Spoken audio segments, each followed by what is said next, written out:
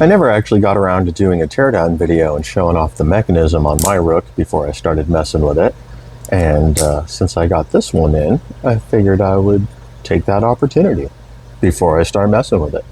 So if you're not familiar with the Rook, this is Serge Panchenko's knife design that uses the Hawk knives, Hawk lock, and Hawk toggle detent mechanism built into the backside here. This is actually a mashup of 2023 and 2024 Rook designs. This has the porthole scales similar to my personal one that Serge did in 2024 on the Rooks, but it has the pin backspacer and liners from the 2023 Rook. And then I still have to make it over to Serge's to pick up one of the new 24 Hawk Knives clips. So anyways, let's show you what's going on in here. I probably won't bore you with a full teardown. The pivot's just a bearing pivot. There's nothing too crazy going on there.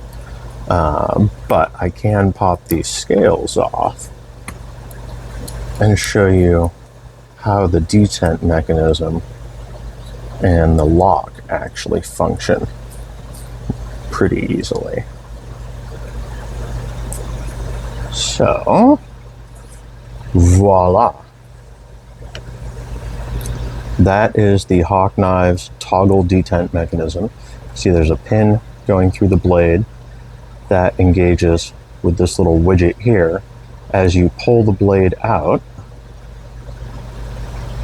the little widget rocks this way, and what that does is engages with the little brass widget. I'm sure there's technical names for these, that is spring loaded, and what it's doing is it's camming over center between two positions. I want it to pop. We should be okay.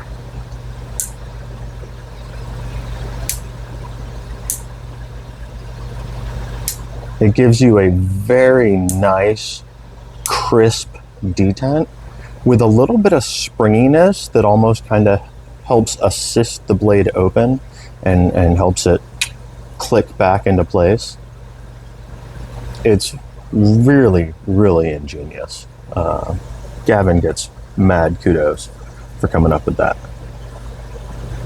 So if I pop the scale back on, switch back to our T6, put the clip back in place so it holds that one there.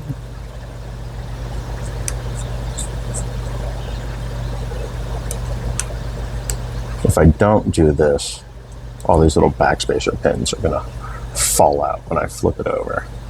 And now, let's see if I can manage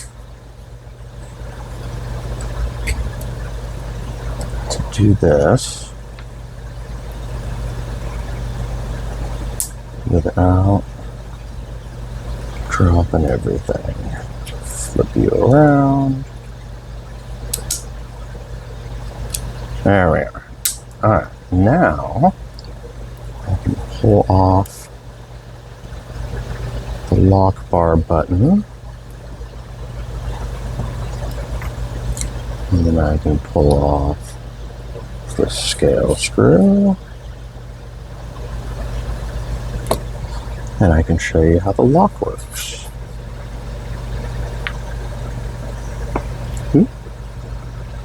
So, this is your lock bar. It's got this little compression spring down here.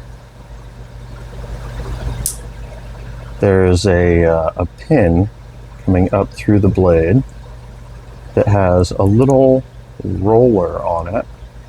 There we are. You see that little roller? I believe that's probably a hardened sleeve. That comes around, pushes the lock bar down, and then the lock bar comes back up behind it, wedging that roller this way, which is wedging the stop pin here against the frame. So those that, the stop pin, and your pivot there are the 3 points of contact. And then you pull that back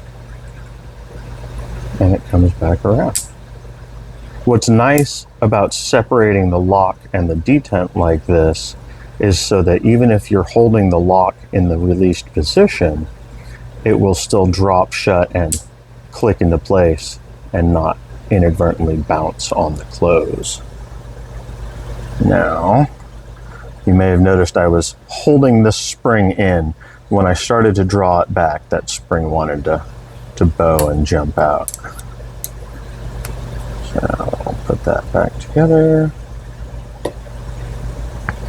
Actually, I'm just going to leave it apart because I have to take it the rest of the way apart to actually start working on it. But now you have seen how the lock functions and how the toggle detent mechanism functions.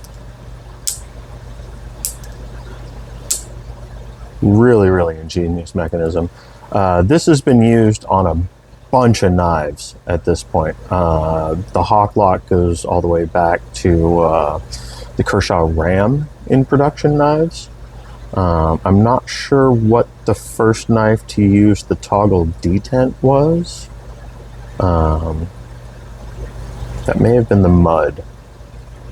I'm not entirely sure. But yeah, there you go.